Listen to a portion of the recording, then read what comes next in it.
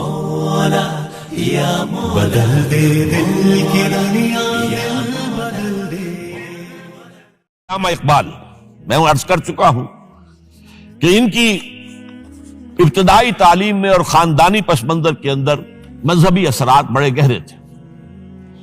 بہرحال انہوں نے ایم اے کیا ہے غالباً 1897 میں، اور اس وقت کا کچھ اقبال جو ہے اس وقت سے لے کر 1905 تک کا اقبال، ایک طرف تو اس میں بھی نیشنلزم تھا، ہندی نیشنلزم، یہ نوٹ کر لیجئے۔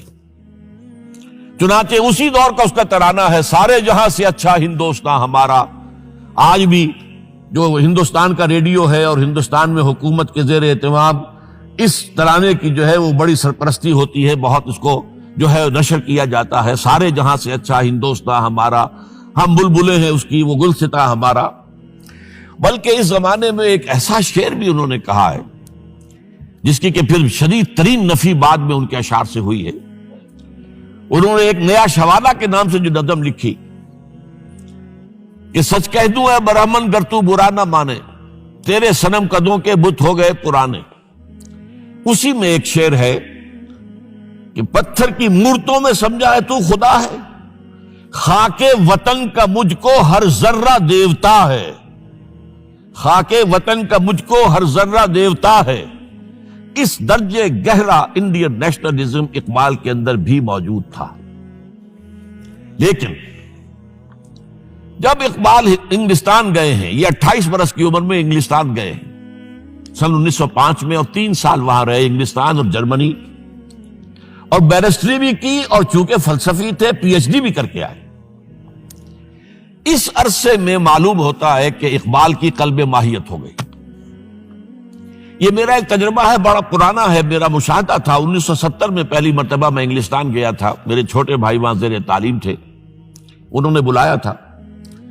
وہاں میں نے دیکھا کہ یونیورسٹیوں میں پڑھنے والے ایک P H D, 2 P H D کرتے ہوئے لوگ بیٹھتے ہیں، جمعے کے روز قرآن پڑھتے ہیں، درس قرآن ہوتا ہے، اور وہ ایک دوسرے سے قرآن پڑھ کے سنتے بھی ہیں تاکہ جو تجوید کی غلطیاں ہوں ان کی تصحیح ہو سکے۔ اور میں نے سوچا کہ پاکستان میں اس سطح کے لوگ جو ہیں کبھی اس قسم کی مصروفیت میں مبتلا مجھے تو نظر نہیں آئے۔ تو اس کا مجھے ایک اصل میں تجزیہ میرا یہ تھا کہ جن لوگوں کی بنیادی تربیت میں اور خاندانی اثرات میں مذہب کا ایلیمنٹ موجود ہوتا ہے، چاہے وہ ہندوستان میں رہتے ہوئے وہ زیادہ ظاہر نہ ہو، نمایاں نہ ہو، اس کے آثار سامنے نہ آئے، لیکن جب وہ ایک مخالف ماحول میں پہنچتے ہیں، اس مخالف ماحول میں ان کے اندر کا وہ چنگاری ان کی جو ہے وہ شعلہ بن کر بھڑکتی ہے۔ چنانچہ یہ معاملہ میں نے پھر بعد میں امریکہ میں بھی دیکھا، ہر جگہ دیکھا ہے کہ وہاں 2 نتیجے ہوتے ہیں، یا تو یہ کہ ایک آدمی ڈاؤن دی ڈرین گیا، تو وہاں کی تہذیب میں رنگا گیا شراب اور یہ اور وہ اور رقص اور سب یہ ساری چیزیں آ گئی، اور یا پھر جو بچ گیا جس کے اندر دین کا کوئی حمیت کا شائبہ تھا، وہ پھر بھڑکتا ہے، پھر وہ ایکٹیوسٹ ہوتے ہیں، وہ کام کرتے ہیں۔ لہذا یہ معاملہ جو ہے علامہ اقبال کے ساتھ پیش آیا، اور خود انہوں نے کہا بھی ہے، مسلمان کو مسلمان کر دیا طوفان مغرب نے۔ وہاں سے جب یہ واپس آئے ہیں تو اب نوٹ کیجئے 1908 سے 1930 تک یہ جو 22 برس ہیں، علامہ اقبال نے کیا کیا نوٹ کیجئے، وہ آپ جانتے بھی ہیں، میں صرف گنوا رہا ہوں۔ اسلام کے نظام فکر اور فلسفہ اور حکمت کو بیان کیا، اپنی شاعری کے ذریعے سے بھی، اپنی نثر کے ذریعے سے بھی۔ قرآن کی ایک نہایت جدید اور بہت عمدہ تفسیر، اگرچہ تفسیر کے نام سے آپ کو کہیں تفسیر اقبال نہیں ملے گی، لیکن کلام اقبال خود تفسیر ہے، خود دعویٰ کرتا ہے کہ میرے پیغام میں سوائے قرآن کے اور کچھ نہیں ہے۔ گر دلم آئی نئے بے جوہر است، ورب حرفم غیر قرآن مزمرست، پردہ ناموس فکرم چاک کن، ای خیابہ راز خارم پاک کن۔ یہ مناجات بحضور سرور کائنات صلی اللہ علیہ وسلم، وہ کہتے ہیں کہ اے اللہ کے نبی، اللہ کے رسول، اگر میرے پیغام میں کہیں قرآن کے سوا کوئی شے شامل ہو گئی ہے میری شاعری میں، تو آپ میرے فکر کا پردہ چاک کر دیجیے۔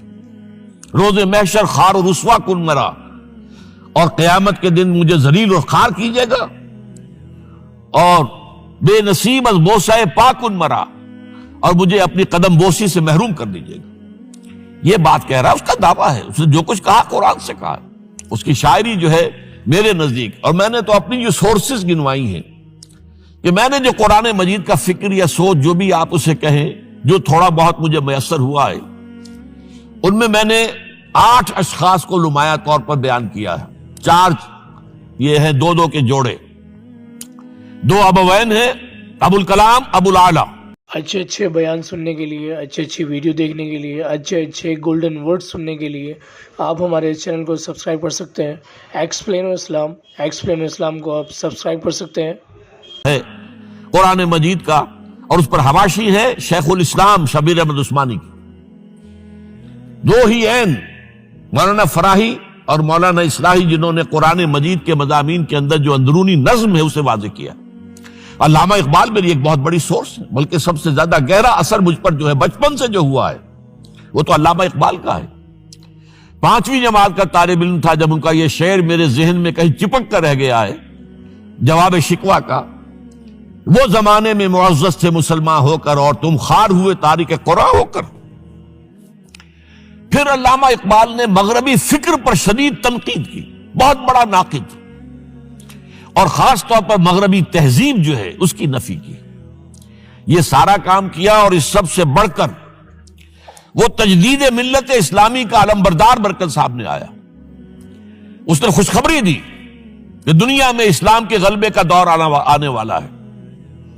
ملت اسلامیہ جو اس وقت دبی ہوئی ہے، پسی ہوئی ہے، پوری دنیا میں پامال ہے۔ آپ کو معلوم ہے کہ پہلی جنگ عظیم کے بعد کیا صورت ہو گئی تھی؟ سلطنت عثمانیہ کے جب دھجیاں بکھیر دی گئی، اور کولونیل امپیریلزم جو ہے پورے عالم اسلام پر حکمران تھا، پورا عالم اسلام جو ہے محکوم، اگرچہ یہ دبے ہوئے ہیں، پسے ہوئے ہیں، گرے ہوئے، لیکن ان کا دوبارہ غلبہ ہوگا، یہ ابھریں گے، ملت اسلامیہ کی تجدید ہوگی، اسلام کی نشت ثانیہ ہوگی، اسلام کے روشن مستقبل کے مبشر بن کر علامہ اقبال سامنے آئے۔ اور ایک اور جو بہت بڑا کام کیا وہ وہی وطنی قومیت کی شدید نفی، بلکہ شدید کا لفظ بھی کافی نہیں ہے، شدید ترین نفی کی ہے۔ اس لیے کہ اس وقت وطنی قومیت جو ہے اس وقت مسلمانوں کو اپنے اندر انگلف کرنے کے لیے پوری قوت کے ساتھ زور لگا رہی تھی۔ میں نے علامہ اقبال کے حوالے سے جو باتیں کی ہیں کہ احیاء فکر اسلامی اور تجدید ملت اسلامی، اس کے ساتھ ساتھ ہندوؤں میں کیا ہو رہا تھا اس دور میں، ان کے ہاں بھی ان کی مذہبی تجدید کا عمل بڑی شدت کے ساتھ شروع ہوا۔ اس میں بھی چند ناموں کا میں تذکرہ کرنا چاہوں گا۔ بنکم چٹرجی، اس نے بندے ماترم کا یہ جو ترانہ ہے آج بھی بھارت کے اندر مجبور کیا جا رہا ہے مسلمانوں کو بھی کہ وہ بھی اسکولوں کے اندر یہ ترانہ پڑھیں، اور ابھی مسلمان رجسٹ کر رہے ہیں۔ اس میں وہ زمین کی بندگی، بھارت ماتا ہم تیرے بندے ہیں، اور یہ جو ہے ہندو رینائسنس کا ایک بہت بڑا جو ہے یوں سمجھیے کہ علم بردار۔ پھر دوسری شخصیت سامنے آئی، راجہ رام موہن۔ یہ شخص بہت بڑا فاضل، بڑا عالم، 10 کے قریب زبانیں جو ہے ان کا ماہر، جس میں یورپینز بھی اور ایسٹرن بھی۔ پھر یہ کہ یہ مسلمانوں کا ہمدرد بن کر آیا۔ انگریز نے جب یہاں پر ان کے پادریوں نے تسلیس کی تلقین شروع کی ہے تو آئینہ توحید کے نام سے اس نے کتابچہ لکھا اس کی نفی کے لیے۔ اس حوالے سے یہ کچھ ایسی شخصیت بننے کی کوشش کر رہا تھا کہ مسلمان بھی اس کو قبول کریں، اور اس کے بعد پھر اس نے برہمو سماج کے نام سے ایک ادارہ قائم کیا۔ یہ وہی تھا کہ جو اس سے پہلے اکبر نے جو فلسفہ دیا تھا دین الہی، بھئی اللہ کا معاملہ کرو، صرف اللہ کو سب مانتے ہیں، صرف نام ہے مختلف ہے، کسی نے کوئی نام رکھ دیا، کوئی مہادیو کہتا ہے، کوئی کچھ کہتا ہے، کوئی گاڈ کہتا ہے، سب خدا کو تو سب مانتے ہیں۔ یہ جو رسالت کا معاملہ ہے اور شریعت کا معاملہ ہے، یہ فساد کی جڑ ہے۔ رسالت کی بنیاد پر شریعتیں مختلف۔ اعوذ باللہ من الشیطان الرجیم، بسم اللہ الرحمن الرحیم۔ حضور اقدس صلی اللہ علیہ وسلم نے فرمایا کہ ایک شخص ایک جنگل میں تھا، اس نے ایک بادل میں سے آواز سنی کہ فلاں شخص کے باغ کو پانی دے۔ اس آواز کے بعد فوراً وہ بادل ایک طرف چلا اور ایک پتھریلی زمین میں خوب پانی برسا اور وہ سارا پانی ایک نالے میں جمع کر کے چلنے لگا۔ یہ شخص جس نے آواز سنی تھی اس پانی کے پیچھے چل دیا۔ وہ پانی ایک جگہ پہنچا جہاں ایک شخص کھڑا ہوا بیلچے سے اپنے باغ میں پانی پھیر رہا تھا۔ اس نے باغ والے سے پوچھا کہ تمہارا کیا نام ہے؟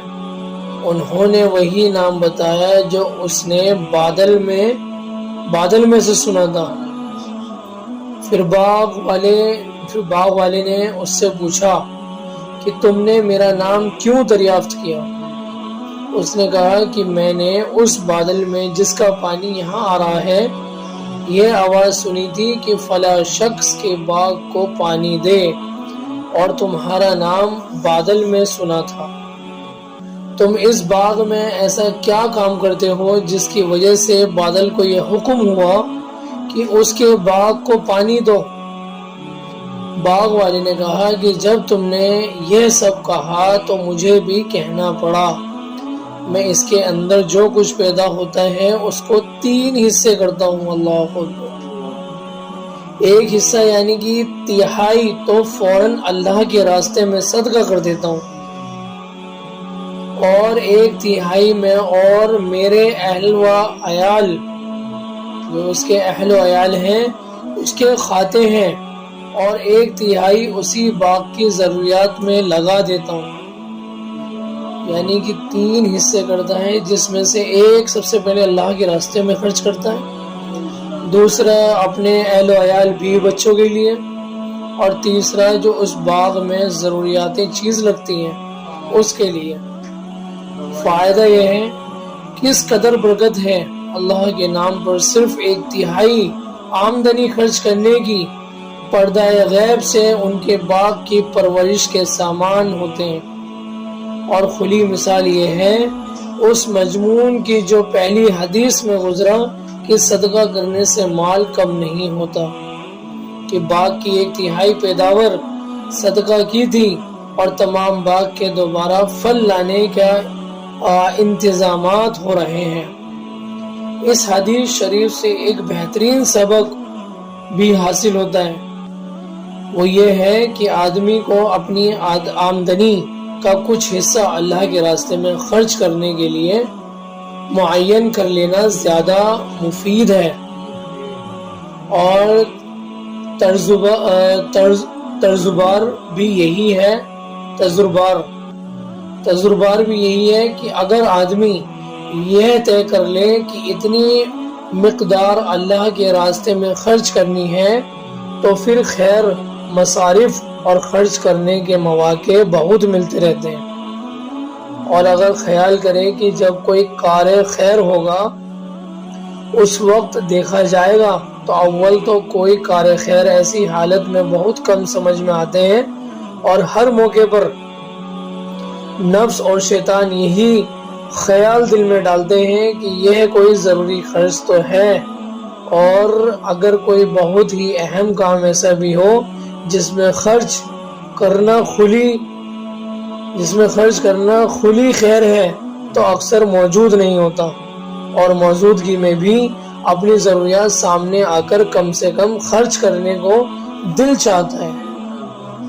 اور اگر مہینے کے شروع ہی میں تنخواہ ملنے پر ایک حصہ علیحدہ کر کے رکھ دیا جائے، یا روزانہ تجارت کی آمدنی میں سے صندوقچی کا ایک حصہ علیحدہ کر کے اس میں متعین مقدار ڈال دیا جائے کہ یہ صرف اللہ کے راستے میں خرچ کرنا ہے، تو پھر خرچ کے وقت دل تنگی نہیں ہوتی۔ یعنی کہ اگر وہ آدمی روز کی آمدنی میں سے نکال دیتا ہے تو دل میں یہ خیال نہیں آتا کہ اس کی یہ اتنا مال خرچ ہو گیا، تو وہ نکل جاتا ہے، تو پھر وہ اللہ کے راستے میں دے دیا جاتا ہے کہ اس کو تو بہرحال وہ مقدار خرچ کرنا ہی ہے۔ بڑا مجرب نسخہ ہے، جس کا دل چاہے کچھ روز تجربہ کر کے دیکھ لے۔ اللہ اکبر، یعنی کہ ہماری جو تنخواہ آتی ہے مہینے کی ہے، اب اس میں سے ہم تھوڑا اللہ کے راستے میں خرچ کر دیں تو اللہ تعالیٰ جو ہے تو آسانی فرما دیں گے۔ اللہ تعالیٰ ہمیں صدقہ کرنے کی توفیق عطا فرمائے۔